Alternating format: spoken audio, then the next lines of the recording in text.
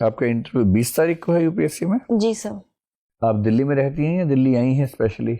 Sir भैया के पास रहती हूँ। नहीं रहती हैं दिल्ली में? ठीक। कैसा लगा आपको इंटरव्यू?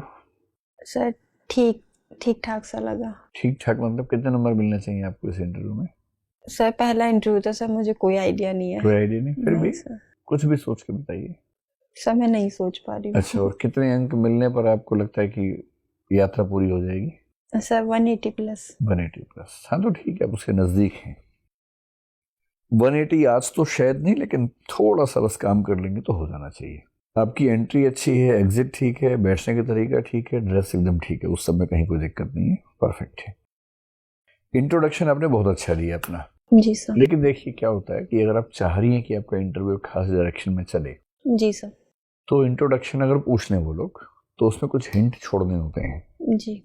मेरा ख्याल है कि आपने जब पीएचडी टॉपिक मैंने पूछा तो बताने के भाव में ये दिख रहा था कि आप चाह रही हैं उससे बात हो। जी सर। तो बहुत अच्छा तरीका ये है कि कबीर और शंकर पर ठीक से पढ़ लीजिए। जी सर।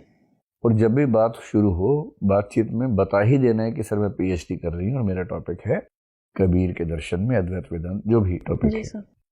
ताकि उनको दो हिंट मिल जाए कि कबीर और अद्वैत पर बात कर सकते हैं। और वो बेचारे वो भूखे होते हैं कि कुछ हिंट मिले तो हम उससे पूछेंगे, क्योंकि उनके पास सवाल खत्म हो जाते जी हैं। सर।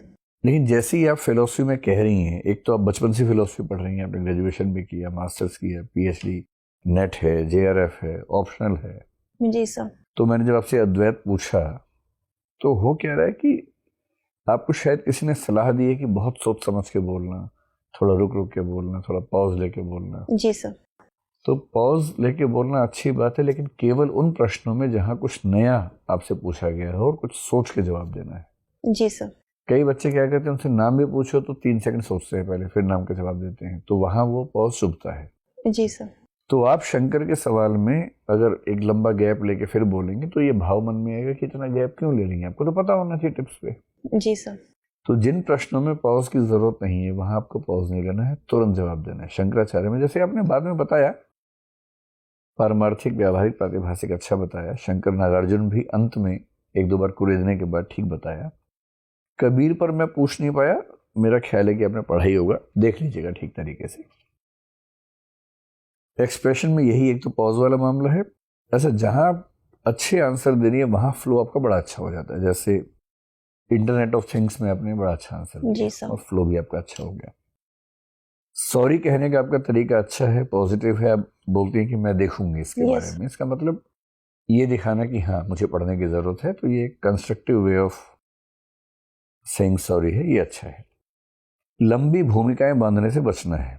जैसे एक सवाल पूछा गया कि जयपुर में 5 स्थान देखने हैं तो क्या देखने चाहिए, आपने पहले 5-6 सेकंड सोचा, अपने शहर के बारे में सोचा, फिर आपने शुरू में 2 लाइनें राष्ट्र के नाम संदेश की तरह से बताई कि जयपुर जो है देश का एक बड़ा अच्छा इलाका है, गुलाबी नगरी है, इसमें घूमना बहुत ज़रूरी है।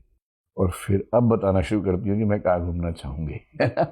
इंटरव्यू बोर्ड के मेंबर्स को ना पेशेंस बहुत कम होती है ना, सीधे टू द पॉइंट बताना है कि जयपुर में 5 स्थान, सर सबसे पहले मैं आपको ले जाना चाहूँगी यहाँ, साथ में एक बात कि यहाँ इसलिए, नंबर 2 पे ले जाना चाहूँगी, और वहीं से थोड़ा सा आगे बढ़ेंगे तो हम पहुँच जाएंगे यहाँ नंबर 2। ऐसे लगे कि आप जयपुर में घूम रही हैं, ये भाव आना चाहिए। तो लंबी भूमिका एकदम नहीं बांधनी है, सीधे पॉइंट पे आना है। रिलीजियस एक्सक्लूसिवनेस का आपने जिक्र किया, धार्मिक व्यावर्तवाद का।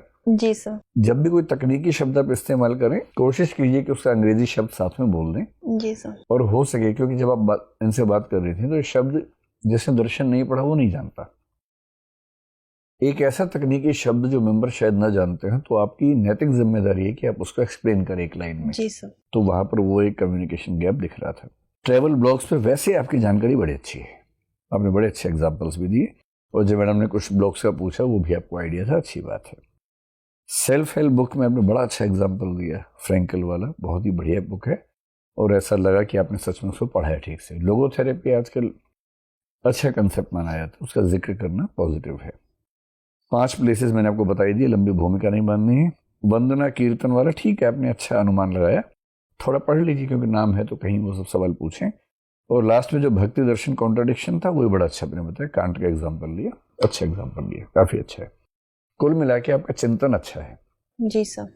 जो गैप आप ले रही हैं बोलने में प्रश्न सुनने के बाद वो थोड़ा ज़्यादा है, कम कर लीजिए। अनावश्यक भूमिकाएं नहीं बांधनी है। करंट अफेयर्स विशेष रूप से पॉलिटी पर देखने की ज़रूरत है। इंडस्ट्रियल रेवोल्यूशन पे भी थोड़ा सा मामला फंसा था, तो पिछले 1 साल के जो करंट अफेयर्स हैं जल्दी से रिवाइज कर लीजिए जी सर। और थोड़ा गति बस बोलने की बढ़ाइए। कबीर और अद्वैत को घोल के पी जाइए जी और सर। इंट्रोडक्शन में इनका जिक्र कीजिए ताकि इंटरव्यू इन्हीं पर ज़्यादा आपका चले। जी सर। ठीक है, इनमें कोई दिक्कत आए तो आप बात कर सकती हैं, हम लोग आपसे मतलब मैं ही बात कर सकता हूँ। कोई अगर पॉइंट समझ में ना आ रहा हो तो बताइएगा। जी ठीक है, सर। और कोई सवाल आपका?